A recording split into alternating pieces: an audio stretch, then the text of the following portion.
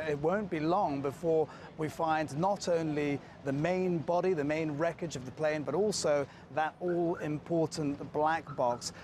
This development does perhaps come as a little bit of a surprise because authorities had sounded a little bit less optimistic about the rescue operation earlier. They'd actually extended the search period from 7 days to 10 days, suggesting perhaps they thought they were going to need more time for this, and they'd also widened the search area as well. Whether or not that has anything to do with this latest development, we're not quite sure, but certainly it does seem as though the agonizing wait for the relatives and friends of victims could soon be over.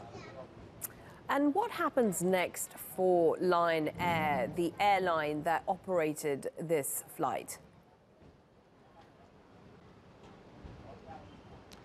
Well, look, this new development certainly adds a new dimension to talks that are meant to be taking place today between the company and Boeing, the owners of the 787 MAX 8 plane. Now, what those talks are going to entail, we're not entirely sure, but presumably there's going to be some sort of discussion around whether or not the crash was purely down to a technical fault or whether or not there was human error involved as well, and how they're going to act on the potential findings.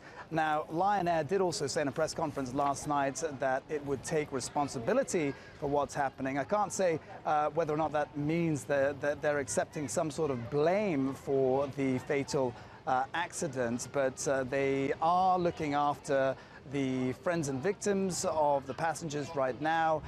They have been putting them up and providing them with regular updates on what's been happening. They've also flown many family members from different parts of Indonesia to be here in Jakarta, perhaps to help identify bodies, and they're also providing psychological support as well as counseling. But now, presumably, there's going to be an anxious wait for Lion Air and Boeing to find out what exactly happened from the black box.